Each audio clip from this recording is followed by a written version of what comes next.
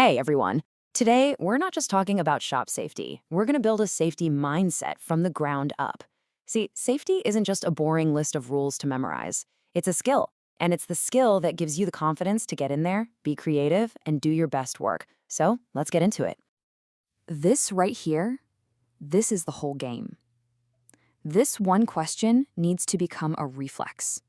Before you even think about flipping that switch or making that cut, you just pause. And you ask yourself, is this safe? Honestly, that simple little habit is your single best defense out there. And that is 100% the truth. The most powerful safety gear you have is your own brain, that safety-first attitude. All the guards and glasses in the world don't mean a thing if your head's not in the game. So to help get our heads in the game, we're going to break this all down into 3 key pillars. Okay, so pillar number 1, it all starts with you. It has to. Before you even touch a single tool, the first safety check happens right in the mirror. You are always the first and most important line of defense. Now, these rules are super simple, but they're all designed to prevent one specific thing: getting tangled up in a machine.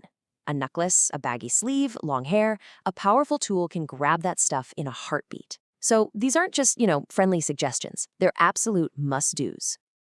Yeah, you can think of this as your work uniform. It's not about how you look, it's a signal to yourself and everyone else that you're here to work, you're focused, and you're ready to be safe.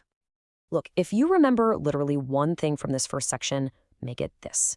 From the second you walk into the shop until the second you walk out, these are on your face. Period. No exceptions. It is the single most important piece of protective gear you will ever use. But you might wonder why certain glasses are required. You ever see that little Z87.1 stamp on the side of safety glasses? That's not just a model number. It's a promise. It's a certification from OSHA that says these lenses have been tested to survive a serious impact. We're talking about getting hit with stuff like high-speed steel projectiles. That's the level of protection we need.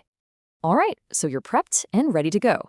But even a safe person in an unsafe environment is still taking a huge risk. And that brings us to pillar number 2, mastering your environment. This is all about the shared space, the workshop itself. Every one of these rules is about protecting focus. A workshop requires serious concentration. Running or goofing around, that creates chaos. Food and drinks can spill, cause slips, or wreck expensive equipment. And maybe the biggest one, never, ever distract someone who is operating a machine. Just let them focus. It's that important. I mean, just look at this. It might not seem like a big deal, but a floor like this is just a trap waiting to happen. Slips and trips are some of the most common ways people get hurt, but in a shop, you could fall towards a running blade. So you've got to clean as you go. It's a nonstop process. You know this yellow line? It's kind of a brilliant idea. It basically creates a focus bubble around the person using the machine. If you're not the one running the tool, you stay outside the line. Simple as that. It prevents people from crowding in and makes sure the operator has the space they need to work safely. Think about it. The time to look for a fire extinguisher is not when something is on fire. So before you even start working, just take 2 minutes. Seriously, walk around and physically point out the first aid kit, the fire extinguishers, the eye wash station, and those big red emergency stop buttons. Knowing where they are means you can react instead of panic. So, you're prepared. The environment is secure. What's the last piece of the puzzle? Well, it's our third pillar, respecting the tools. This is all about how we actually interact with the machinery. This 5-step process needs to become automatic, just pure muscle memory. 1, get permission. Make sure you're trained and cleared to use it. 2, inspect it. Look for anything broken, especially the safety guards. 3, full attention. No phones, no daydreaming. 4, wait for the blade or bit to stop completely. And 5, clean up after yourself, leaving it safe for the next person.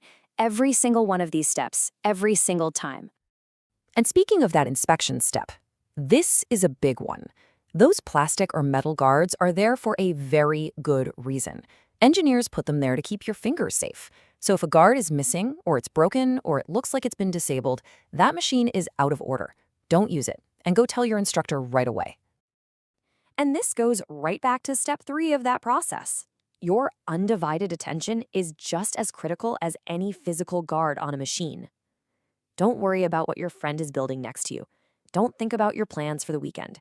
When you're running a machine, your entire world needs to shrink down to just you, the tool, and the work. And here's that final step in action. An organized tool board isn't just about looking neat. It means you can find the right tool when you need it. And more importantly, it makes your tools aren't just left lying around or someone could trip on them or get hurt. Putting your tools back is the final act of respect for the tool and for the shop. Okay, we've gone through our 3 pillars: you, your environment, and the tools. But there is one single golden rule that holds all of this up. It's the ultimate safety net for any situation where you're just not sure. First, a really crucial part of that rule. Look at this. It's just a splinter, right? Well, that tiny piece of wood can get infected, and that infection can get serious, fast. You have to report every single injury, no matter how small you think it is. A little cut, a scrape, anything. Tell your teacher. It's not about getting in trouble. It's about staying safe. And here it is. This is the most important safety rule of all.